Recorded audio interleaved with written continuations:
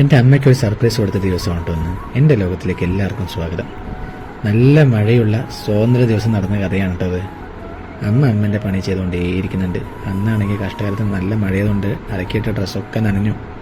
പണ്ട് ഞാൻ അമ്മയ്ക്കൊരു വാക്ക് കൊടുത്തിട്ടുണ്ടായിരുന്നു, വാഷിംഗ് മെഷീൻ വാങ്ങിത്തരാം. ഡയലോഗ് അടി മാത്രമേ ഉള്ളൂ എന്ന് എല്ലാവർക്കും അറിയാം. കാരണം എനിക്ക് നടക്കില്ല.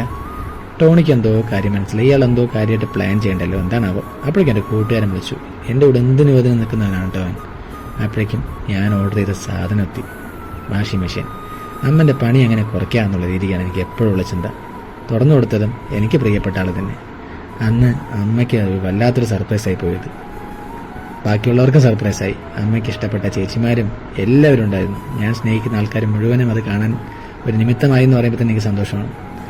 അങ്ങനെ ഞാനത് എൻ്റെ എത്രയോ വർഷത്തെ സമ്പാദ്യമാണെന്ന് തന്നെ പറയാം. കാരണം ഞാൻ ഒന്നിനു വേണ്ടി മാറ്റി വെച്ച് കഴിഞ്ഞാൽ അടുത്തതിന് ചിലവായിക്കൊണ്ടേയിരിക്കുകയാണ്. ഫോൺ കംപ്ലൈൻ്റ് ആവുക, വണ്ടി കംപ്ലൈൻ്റ് ആവുക, സുഖമില്ലാതാവുക, ഇങ്ങനെ എല്ലാം കൂടെ ആയിട്ട് എനിക്ക് വാങ്ങാനേ കഴിഞ്ഞിട്ടില്ല.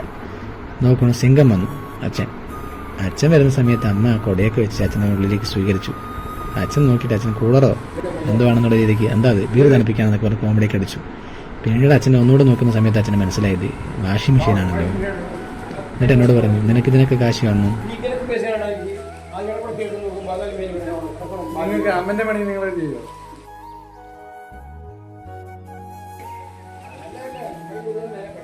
അച്ഛനെ ഒരുപാട് സന്തോഷിക്കുന്നുണ്ടാവും. പക്ഷെ ഇനിയും ഒരുപാട് കാര്യങ്ങൾ ചെയ്യാനില്ല എന്നുള്ളതാണ് മിഡിൽ ക്ലാസ്സുകാരുടെ ഒരു ചിന്താഗതി. ഇതാണോ ഇമ്പോർട്ടൻ്റ്, ഇനിയുണ്ടോ എന്നുള്ള തോന്നലാണ്. ഞാൻ അച്ഛനെ കൊണ്ട് ചോദിച്ചു, എനിക്ക് അമ്മ മാത്രമല്ല പ്രയോറിറ്റി, നിങ്ങൾക്ക് എന്തെങ്കിലും പറയാനുണ്ടോ കേട്ടോ.